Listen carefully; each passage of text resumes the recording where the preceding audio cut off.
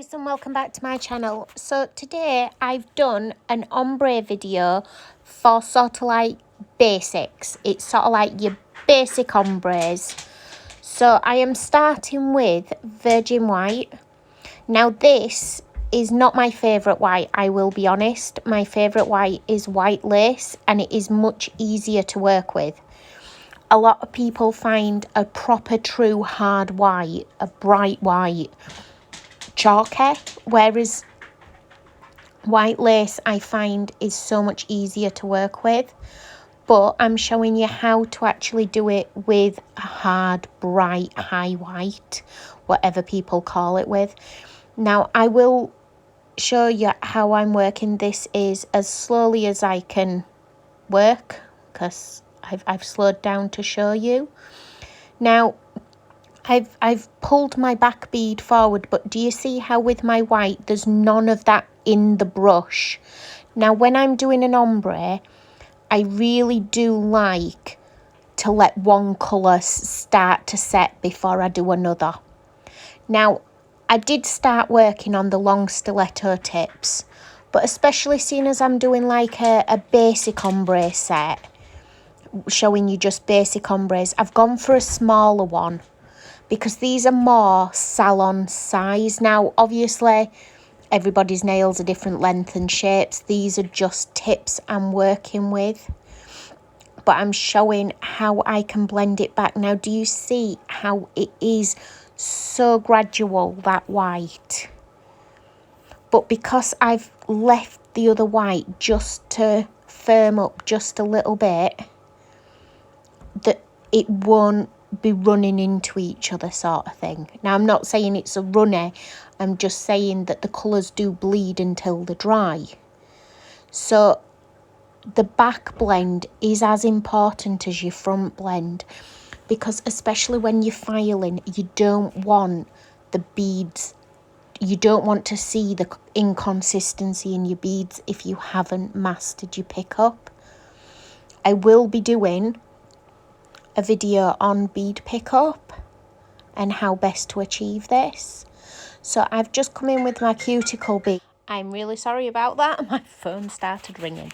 So I've come in with my cuticle bead and I'm blending it down.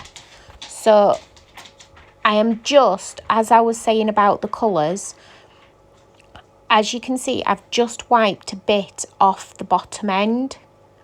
Now I felt that I needed a bit more colour at that side, so I've added a small bead. If you do need to add more beads, feel free to do so. Don't feel that you've got oh, I'm really sorry. Don't feel that you've got to do it as other people do it. Do it how you can do it. This is just to show you how I work. Everybody works differently. But yeah, I like to, like there, I felt that I needed a bit more colour. So I've added another bead. If you need to add another bead, if you need to add another 2 beads to achieve what you're going for, do so. However, what I do find that people do is they fuss a lot and they will overwork it when they don't need to. And sometimes you've just got to trust the process. Now, if you're struggling, this is a cheeky little tip. Now, because I've done it for basics, this is why I'm showing you this.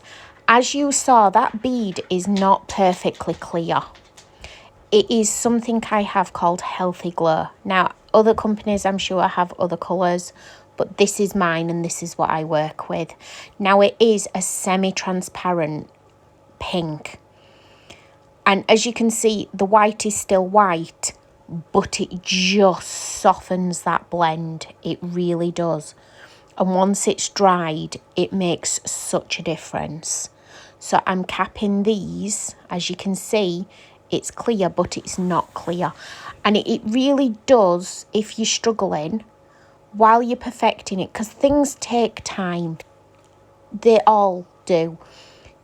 Some people, yes, they can see it, pick it up and try, and they can master it. But others, they take time. So if it's taking you time, please don't be discouraged. please carry on. Now, these are two of my favourite colours to ombre, and it's just showing how having a little bit of glitter in the colour really does soften your blend as well if you're struggling. So these are pre-mixed by Incandescent Shine, me.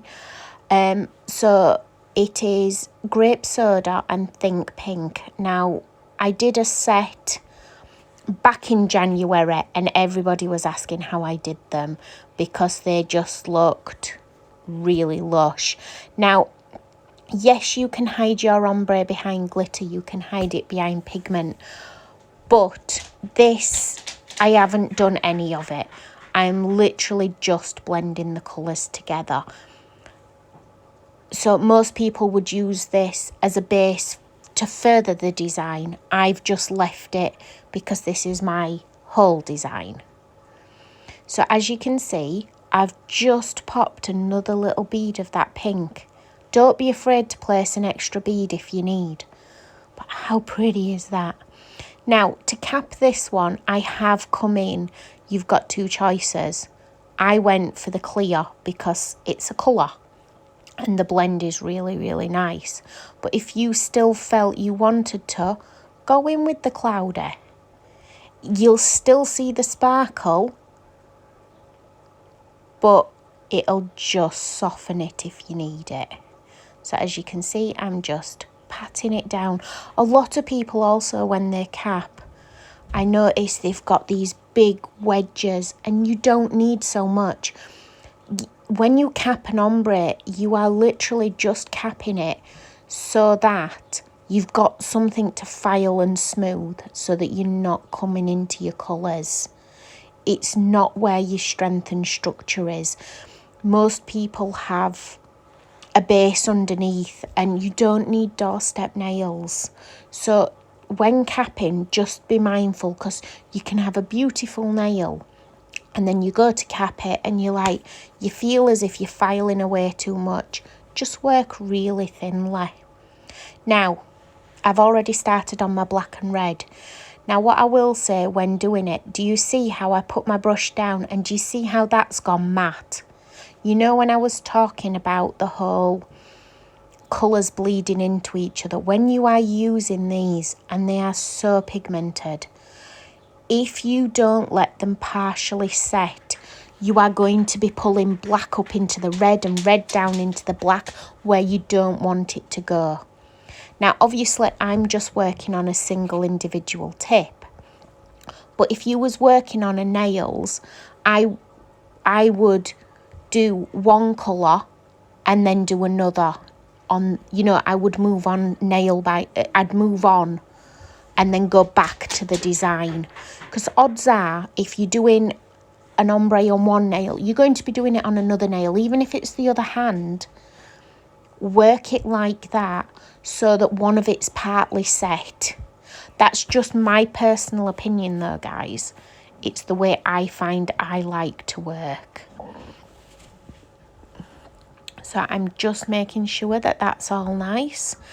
And I'm just going to darken up that little black edge. But do you see how little I'm using? You don't need loads and loads. A little goes a long way. And if in doubt, let it set up a little bit first as well.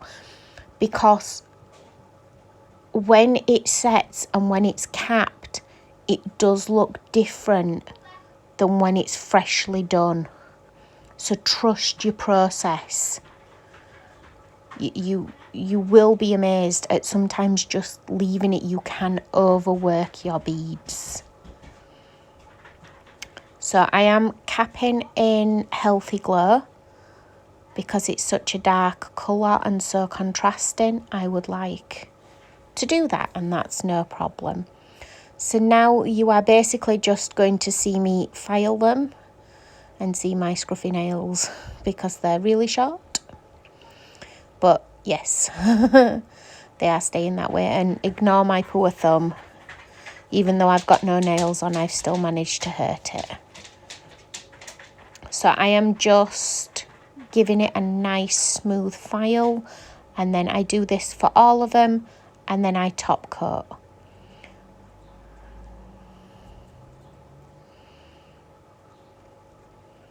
But I hope you have found this helpful. This is just like a back to basics for ombreing, and I do feel sometimes people can get, well, they just need a bit of help, or they're starting out. And so I hope you've liked it. Please, please, please give me a thumbs up and a like, and do subscribe because there are more tutorials coming.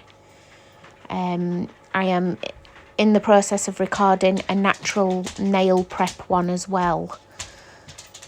So yes, please do give us a like and a subscribe. And I'm going to let you finish watching me file them and top gloss them in peace. So thanks for watching. I hope I've been of help. If you've liked it, please do, say so in the comments, or if you've got any questions, I'm happy to answer questions. And seeing as I'm not doing out much at the moment because of, the virus spreading in the world, I am happy to help and give feedback and whatnot, even if you just want me to inbox. If you want to inbox me your goes, I'd love to see. Do feel free to find us on Facebook and tag us. So thanks for watching, guys. Bye.